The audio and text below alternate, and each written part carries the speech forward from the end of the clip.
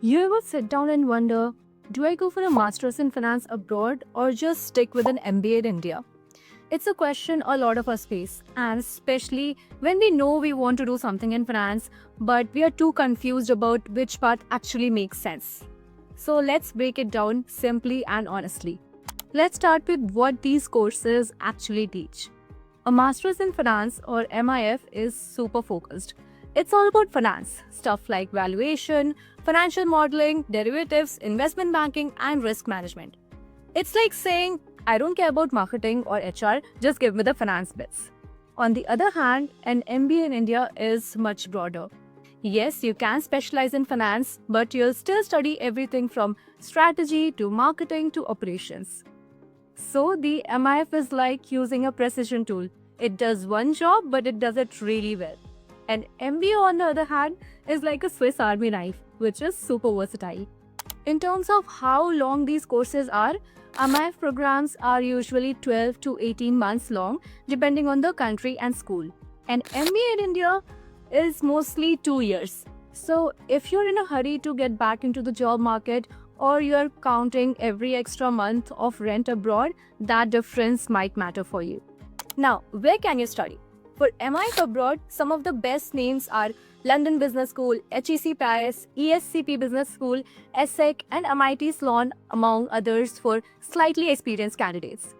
These schools are well known for their placements in investment banking, asset management, and global finance roles.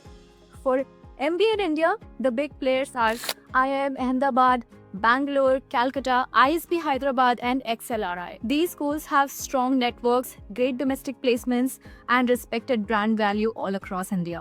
Talking about money, MIF abroad is definitely more expensive.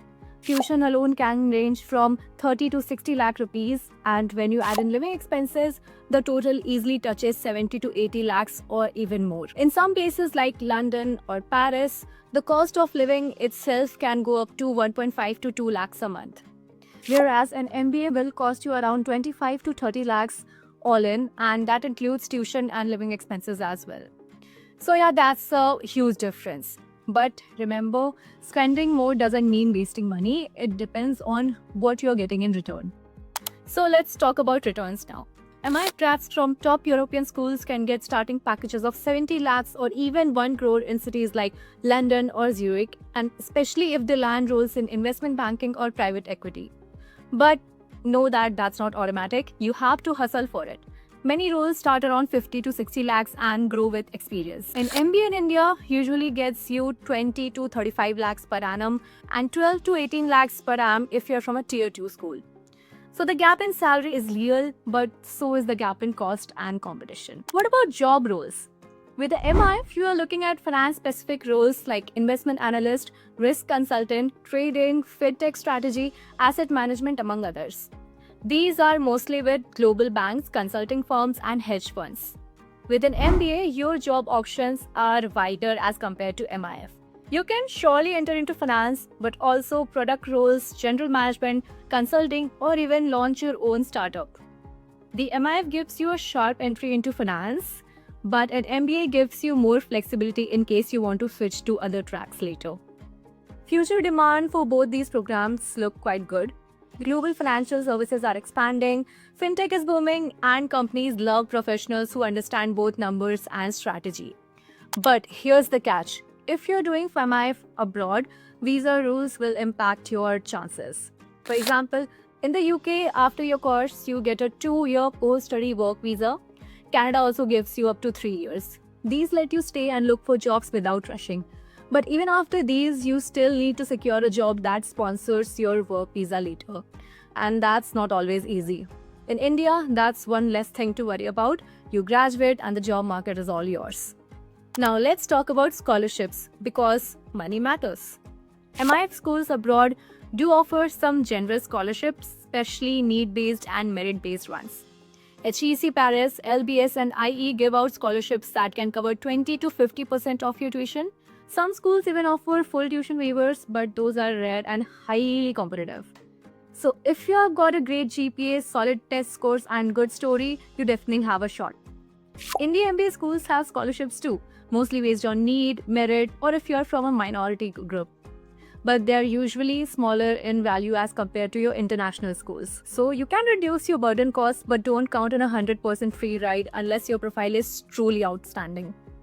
Now, talking in terms of rankings, the MI program at LVS, HEC Paris, and ESCB are regularly in the global top 5 for finance.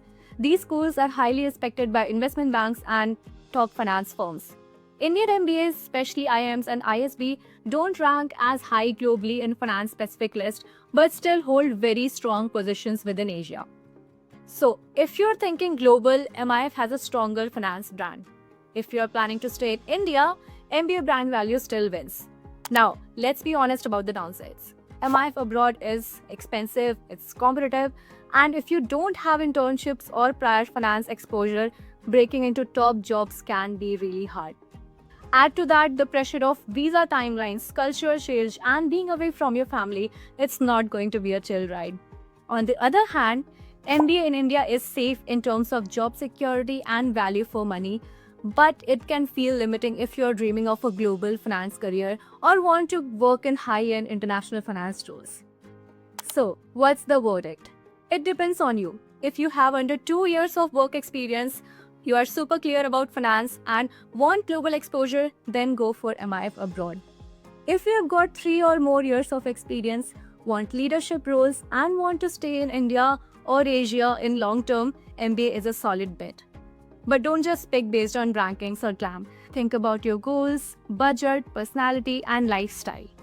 Do you want a deep finance job with global exposure, or a well-rounded career path with flexibility in India?